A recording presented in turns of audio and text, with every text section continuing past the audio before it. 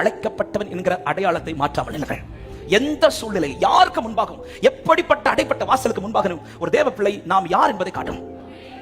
ஹல்லேலூயா, ஆமென். நான் யார் என்பதை காட்டணும். மொர்தெகாய் ஞாபகப்படுத்துறார், நீ இப்ப ராஜஸ்திரீதாமா, அரண்மனைக்குள்ளதான் இருக்கிற, ஆனா ஒண்ணு மறந்துடாத, நீயும் யூதஜனம், நீயும் யூதஜனம், நீ கர்த்தரால் அழைப்பிக்கப்பட்டவன், நீயும் கர்த்தரால் தெரிந்து கொள்ளப்பட்டவன். நான் ஆவிக்குரிய கண்ணோட்டத்தோடு சொல்ல விரும்புகிறேன், அழைக்கப்பட்டவர் எங்க நின்னாலும் கர்த்தர் அனுகூலமான வாசலை கர்த்தர் திறப்பார். நம்புறவங்க மாத்திர சத்தமா ஆமென் சொல்லுங்க பார்க்கலாம்.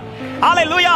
எனவேதான் அடுத்த வசனத்துல என்ன சொல்றாரு, ஆமா, நீ ஒருவேளை இன்னைக்கு இந்த காரியத்தை செய்யாம இருந்தாலும், ஆமா, யூதருக்கு ரட்சிப்பு எப்படி வரும்? வேறு. அப்போ மொர்தெகாய்க்கு தெரியுது, எஸ்தரே நீ இல்லாட்டாலும் யூதனுக்கு ரட்சிப்பு வந்துரும்.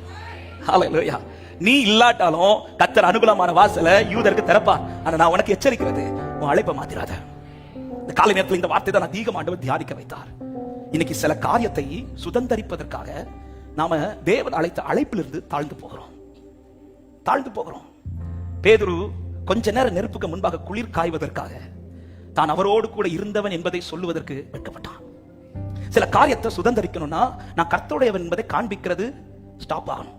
இதை செஞ்சா இது கிடைக்கும், இதை செஞ்சா இங்க நான் சேஃப் ஆயிடுவேன், இதை செஞ்சா நான் இங்க காப்பாற்றப்படுவேன், இதை செஞ்சா எனக்கு இந்த வேலை கிடைக்கும், இதை செஞ்சா எனக்கு இங்க வே ஓபன் ஆகும், இந்த காரியத்தை செஞ்சா எனக்கான சில காரியங்கள் ஓபன் ஆகும். இந்த காலை நேரத்தில் சத்தத்தை கேட்டுக்கொண்டிருக்கிற உள்ளமே, ஆமே, கர்த்தரை விட்டுட்டு எனக்கு ஒரு வாசல் வேணாம், கர்த்தரை விட்டுட்டு எனக்கு ஒரு வாசல் திறக்கப்பட வேண்டாம். எனக்கு வாசல் திறக்கணும்னா கர்த்தரோடு தான் திறக்கப்பட வேண்டும் என்று விசுவாசிக்கிறோம். ஆமென் சொல்லுங்க பார்க்கலாம். ஹல்லேலூயா. அழைப்பை தாண்டி எனக்கு ஒரு வாசல் வேணாம்.